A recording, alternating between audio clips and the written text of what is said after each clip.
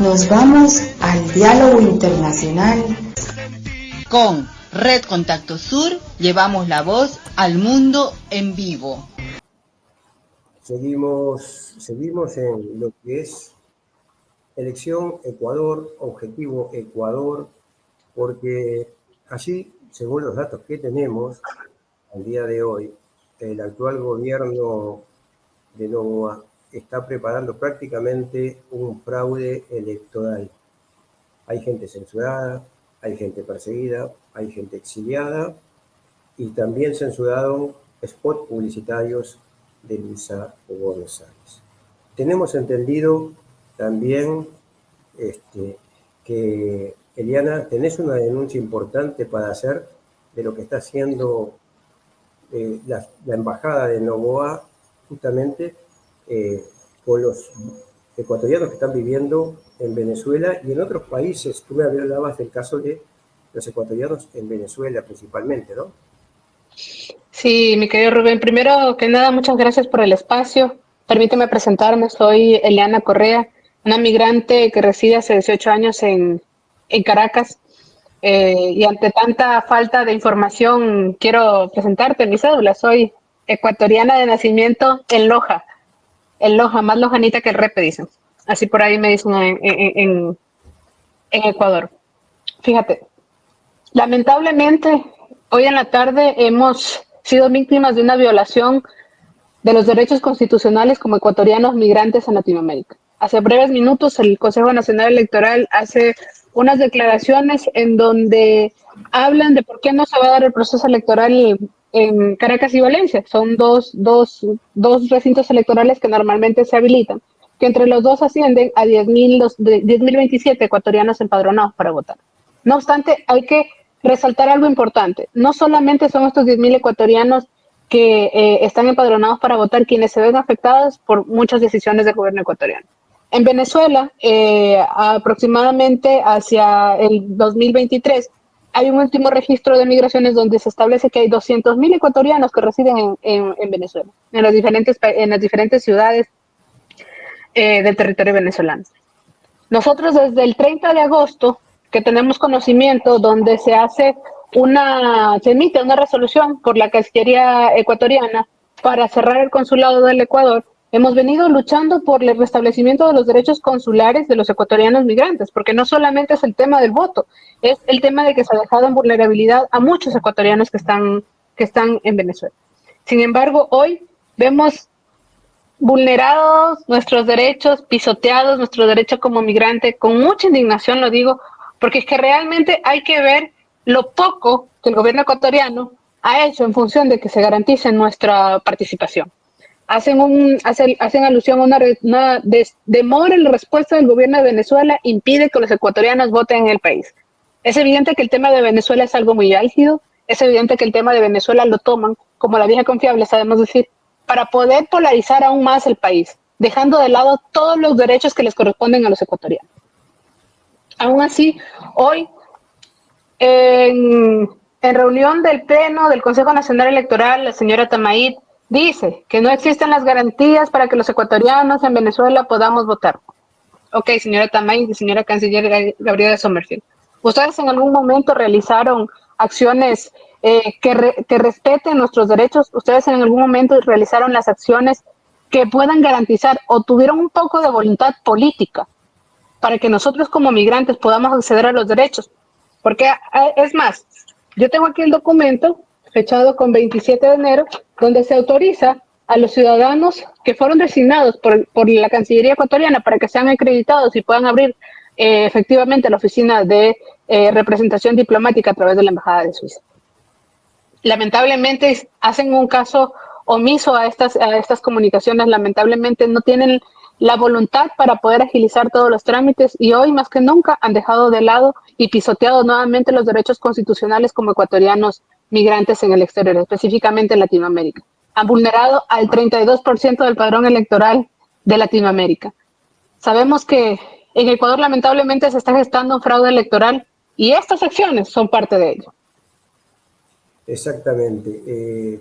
Lo venimos denunciando desde hace días, lo vamos a seguir denunciando, este permanente acoso digamos, a lo que son los inmigrados por diferentes causas de Ecuador.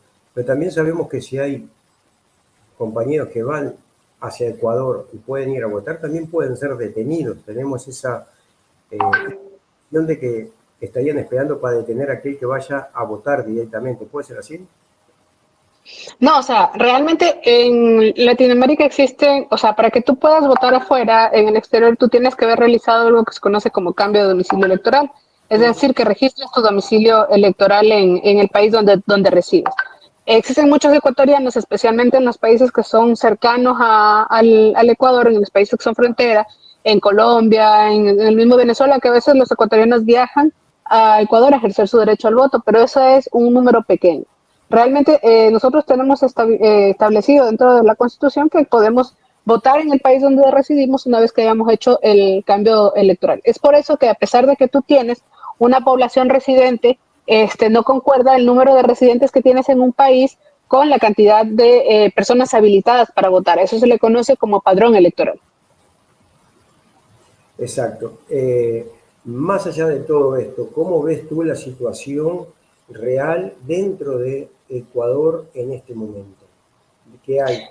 ¿Represión? Mira, aquí ajá, te escucho. Que hay censura? ¿Que hay problemas económicos? Y todo ello con un, digamos, con un paupetismo por parte de Estados Unidos tratando de alabar a su peón de campo, como es Noboa, el cual prácticamente bendice y bendifica todo lo que dicen desde Estados Unidos, ¿no? Haciéndole los mandados al imperio. Mira, para hablarte de la censura, solamente basta con la censura y yo diría también que la vejación de los derechos, no solamente derechos políticos y de las mujeres, sino también derechos constitucionales, ¿no? Y en ese sentido quiero hablar de lo que está haciendo Noboa con la vicepresidenta. Sabemos que actualmente tenemos 3 vicepresidentas, la una electa constitucionalmente y las demás puestas a dedo por el gobierno. Y ahí por ahí sabemos que los derechos constitucionales no le interesan al gobierno de Noboa.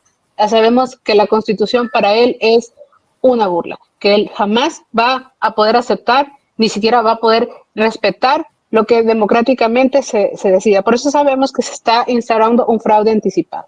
¿Okay?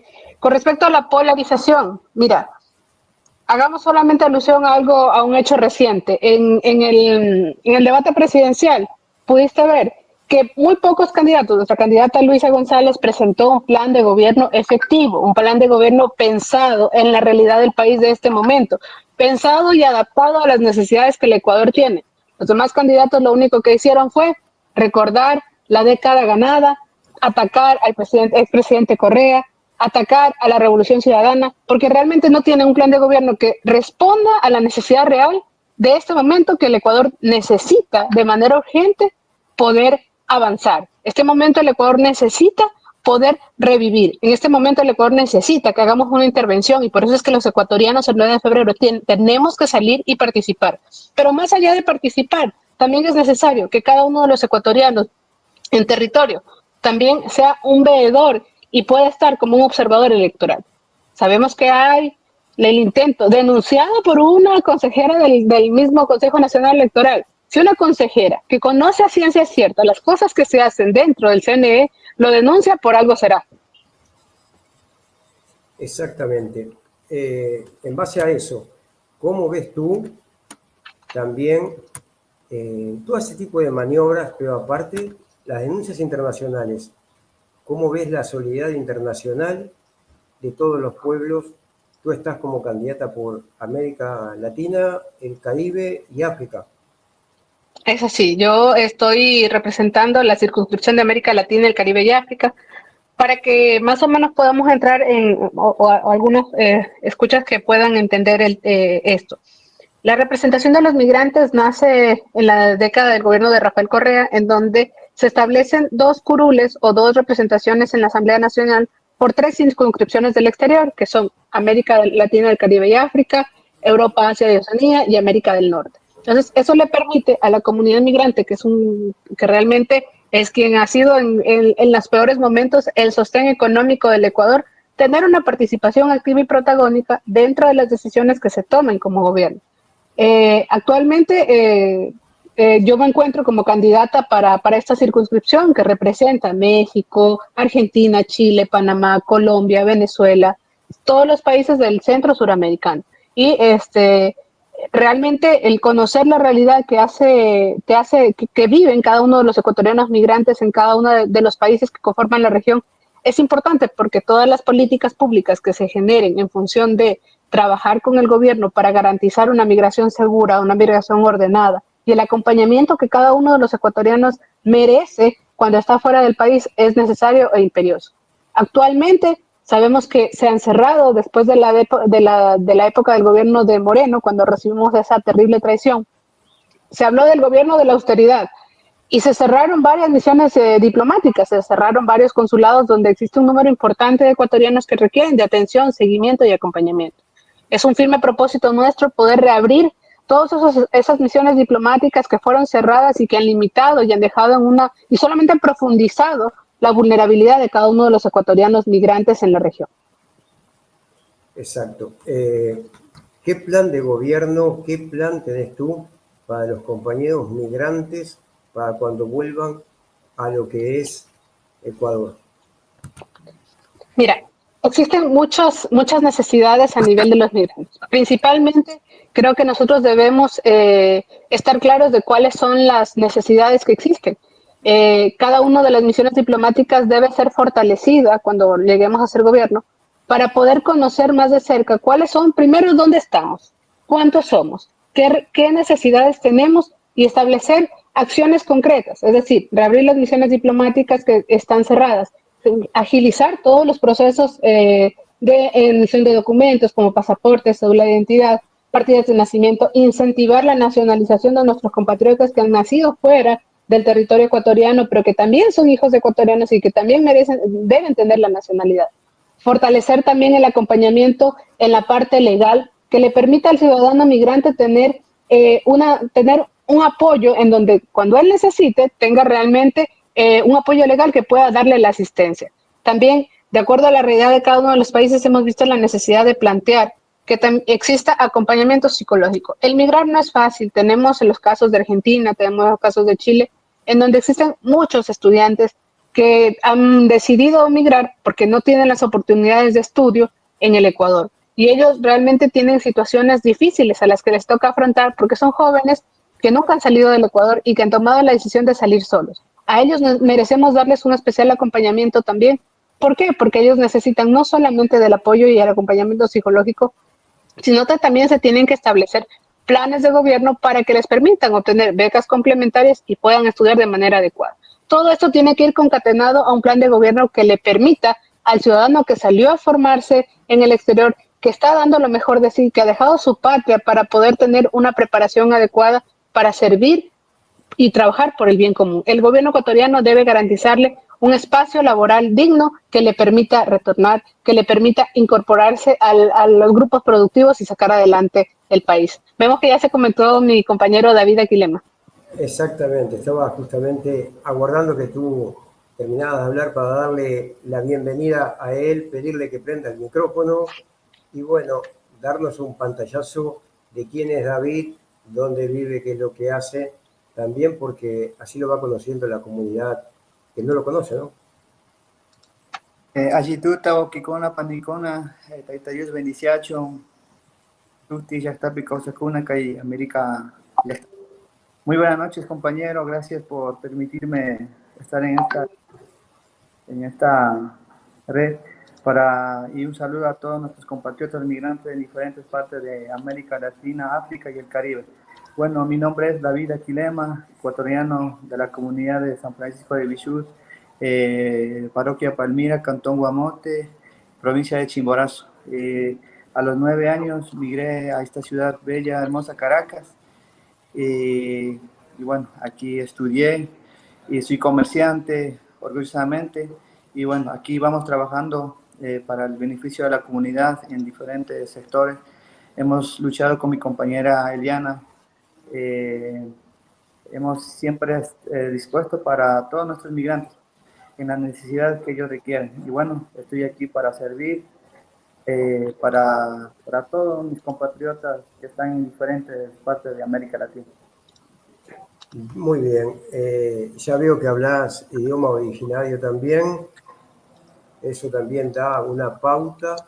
Y le hacía una pregunta justamente recién a Eliana, cómo veían el tema de la migración y de cuando volvieran.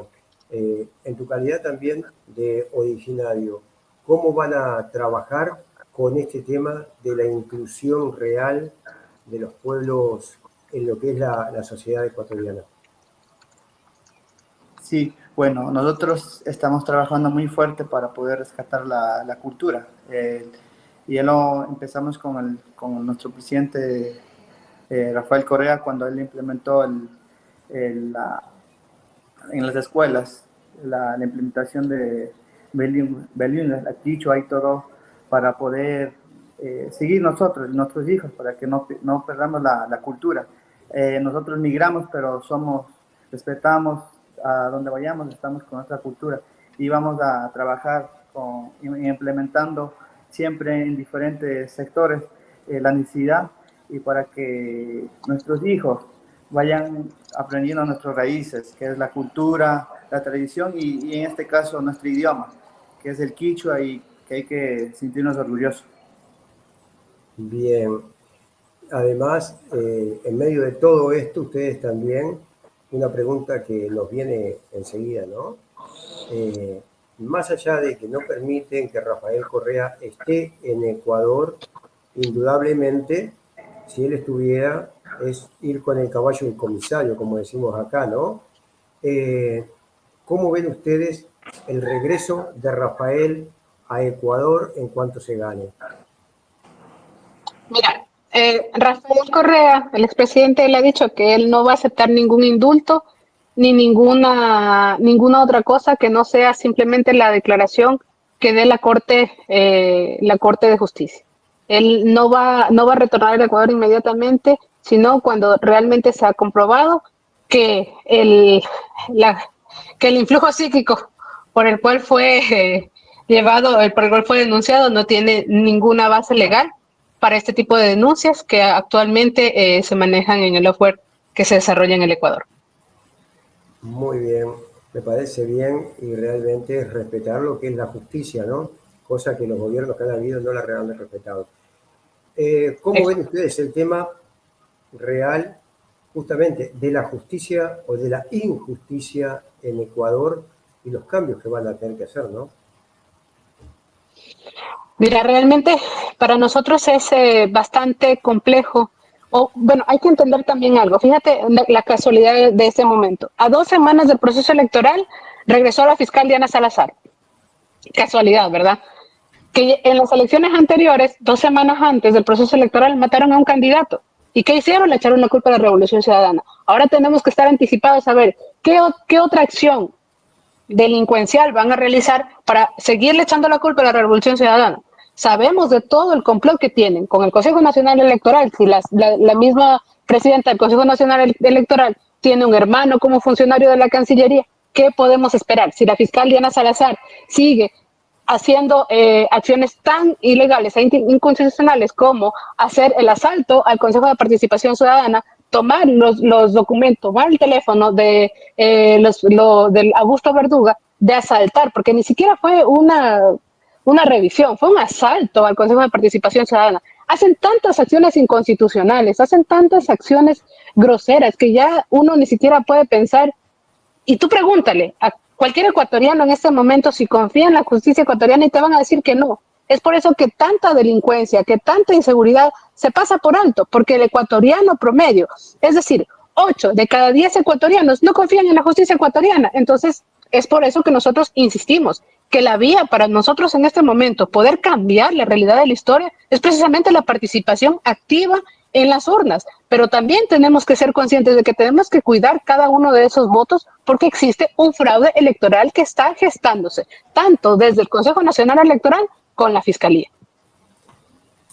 David. Sí. Justamente en la misma sintonía que con Eliana, queríamos saber qué cambios también ustedes están pensando en hacer para la juventud y para la niñez.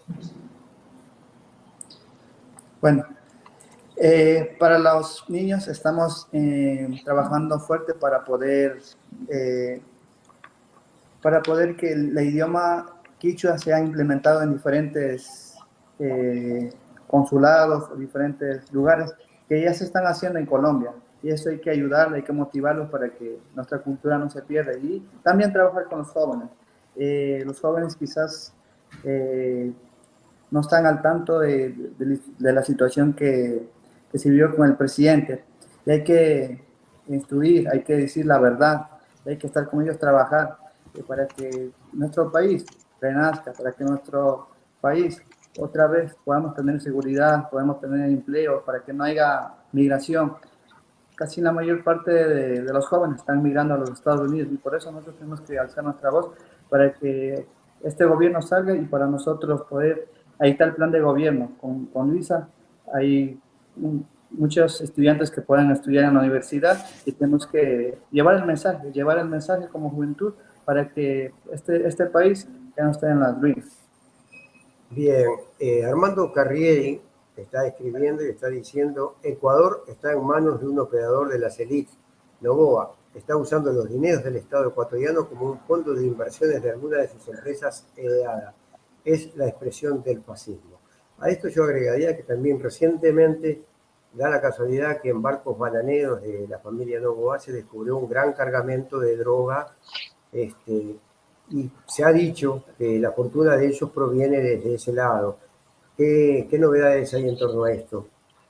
Mira, es muy poco lo que se habla. Mira, se habla mucho de Venezuela y muy poco lo que se habla de lo que debería conversarse. Es decir, pasamos de ser uno de los mayores exportadores de narcobananas a Europa. De eso no se habla, de eso no se dice nada porque la justicia está ciega. Pasamos de ser el segundo país más seguro de Latinoamérica a ocupar el país con los mayores índices de inseguridad. O sea, ¿qué podemos decir de eso? Pasamos de ser un país que era un ejemplo en Sudamérica, en lo que nos daba orgullo y nos daba mucha gracia decir, vayan a visitar el Ecuador. Ahorita, ¿cómo vamos a decirle a un ciudadano, a un turista, vaya a visitar el Ecuador si sabemos que hay un tema de inseguridad? Hace poco hubo un concierto de un grupo muy famoso y antes de empezar el concierto le robaron. Entonces, dime tú, ¿cómo no nos vamos a sentir tan indignados cuando tenemos un gobierno que a pesar de que se ven, o sea, de que Europa denuncia todas estos grandes cargamentos de droga que llegan en las embarcaciones de las exportaciones bananeras, pero sin embargo el Ecuador no se pronuncia, cuando tenemos una constitución a la que no la respetan, cuando tenemos un candidato presidente que es un ratito presidente y un ratito candidato cuando le conviene. Entonces, lamentablemente el Ecuador ya no aguanta más. Es necesario que nosotros realicemos un cambio profundo. Es necesario que nosotros tomemos por nuestras manos la decisión de votar, que lleguemos a las urnas con el firme compromiso de tener un cambio. Ya no podemos seguir así. O sea, ya no, el Ecuador no aguanta más. Necesitamos realmente volver a revivir nuestra patria querida, volver a ser el Ecuador que es ejemplo en Sudamérica, ejemplo en toda la región de crecimiento, de desarrollo. O sea, ya no podemos seguir así. Realmente es una situación insostenible y yo creo que 4 años más no aguantamos, así como 4 niños más no vamos a permitir que se pierdan en el Ecuador. Exactamente. Se puede decir que Ecuador volvió a ser una república bananera, prácticamente narcotraficante, ¿no? También, porque ese es el tema, pero además también ahora regaló las Islas Galápagos también. Pues lamentablemente sí. Vemos como, y hay que entender algo, que no solamente son las Islas Galápagos, y hay que ver el trasfondo de todo eso, ¿no? ¿Qué está pasando con el Golfo de México? ¿Qué está pasando con el Canal de Panamá? O sea, vemos, y si no hemos podido leer entre líneas, es momento de revisar la geopolítica y entender que no solamente son las Galápagos, sino también son muchas otras acciones que están orientadas a Latinoamérica. Lamentablemente en el Ecuador, Noboa puso en bandeja de plata las Islas Galápagos, uno de los mejores recursos naturales de nuestro país, un lugar que fue declarado Patrimonio Cultural de la Humanidad, pues ahora no es más que una base militar de Estados Unidos. Sí, no olvidemos lo que bien decías tú, el Golfo de México, que le quiere cambiar el nombre justamente, lo que es el Canal de Panamá, lo que puede llegar a ser ese nuevo canal que se está hablando, que sería ideal, que sería una colaboración chino-nicaragüense para hacer otro canal allí, pero también no olvidemos lo que es que se quieren apoderar del Esequibo y ese territorio que parece tan chiquito, pero que en realidad desde el Esequibo vos por vía fluvial llegás a la Patagonia. O sea, me da la importancia que tenés, ¿no? Unir el Caribe con el polo sur prácticamente por las vías fluviales internas de América, de las raíces profundas. Entonces, recordando un poquito a Galeano, las venas abiertas de América Latina, todavía siguen sangrando, ¿no? Y lo siguen robando, como decía la maldición de Malinche. Ahora, en base a todo eso, ¿cuál es el proyecto, digamos, integrador, revivir lo que son los proyectos integradores que hubieron en las décadas anteriores en este siglo y crear y conformar una patria grande con los gobiernos que, por suerte, están volviendo al lugar donde nunca tenían que haber salido, en el tema de lo que es gobiernos de izquierda ya posicionándose nuevamente en algunos sectores de la población y desgraciadamente alguna izquierda fallida como es la chilena con este señor que cada vez da más pena, ¿no?